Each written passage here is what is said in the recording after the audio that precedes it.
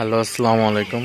শখের খামার Faridpur YouTube channel এবং ফেসবুক পেজ থেকে ছোট্ট একটা শর্ট ভিডিও নিয়ে চলে আসলাম।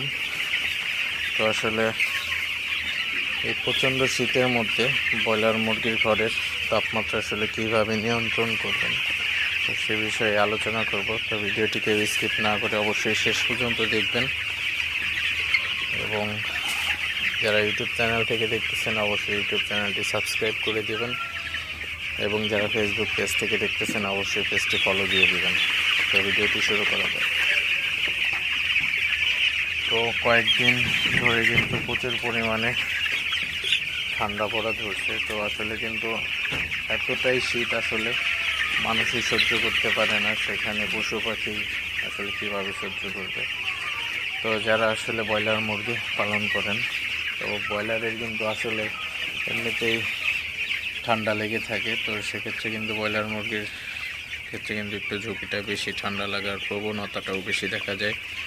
তো আপনারা যারা ব্রয়লার খামারি আছেন, তো কিছু কিছু জিনিসগুলো আসলে আপনারা খেয়াল করবেন। সেটা হচ্ছে, যদি আপনার বাতাস বেশি থাকে অথবা যদি ওয়েদার একদম খারাপ থাকে, সেক্ষেত্রে কিন্তু আপনার খামারের সাইড পর্দা উঠাবেন না। তো সাইড পর্দা আমি নামায় রাখছি অলরেডি। তো আরেকটা জিনিস, আপনারা যখন যদি অতিরিক্ত ঠান্ডা থাকে সেক্ষেত্রে কিন্তু আপনার 24 ঘন্টায় হিট বাল্বের ব্যবস্থা থাকতে হবে। তো আপনারা দেখতে পাচ্ছেন আমার এখানে, তো আমি এখানে কিন্তু 1800 ওয়াট বাল্ব ব্যবহার করছি। তো 1800 ওয়াটের হিট বাল্ব আমি লাগাইছি।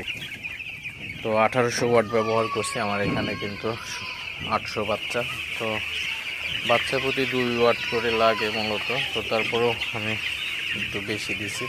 তো আরেকটা জিনিস হচ্ছে, আমার ঘরের চারপাশেই কিন্তু আটকানো আছে, তো বাতাস ঢোকার কিন্তু কোনো সিস্টেম নাই। তো তারপরেও একটা জিনিস, ওয়েদার যেহেতু অনেক ঠান্ডা, তো ঠান্ডা থাকাটাই আসলে স্বাভাবিক। তো এখন শীতকালীন সময়, তো তার মধ্যেও আপনার একটু বেশি যত্ন নিতে হবে বাচ্চার, তাহলে কিন্তু বাচ্চাগুলো সুস্থ থাকবে। এবং আপনাদের বাচ্চার যদি অবশ্যই ঠান্ডা লেগে থাকে, সেক্ষেত্রে অবশ্যই আপনারা কিন্তু ঠান্ডার ডোজ করে দিবেন। তো অবশ্যই অভিজ্ঞদের পরামর্শ নিয়ে ঠান্ডার ডোজ করবেন। তো ঠান্ডার ডোজ আপনার এন্ডোসিনের সাথে মক্সিলিন অথবা রেনামক্স দিয়ে দিতে পারেন। তো এভাবে কিন্তু 4 থেকে 5 দিন আপনার ডোজ করলে মোটামুটি ঠিক হয়ে যাবে। তো আরেকটা বিষয়, যাদের আসলে ব্রয়লার বাচ্চা ঠান্ডা এখনও লাগে নাই, তবে অনেক শীত, তো তাদের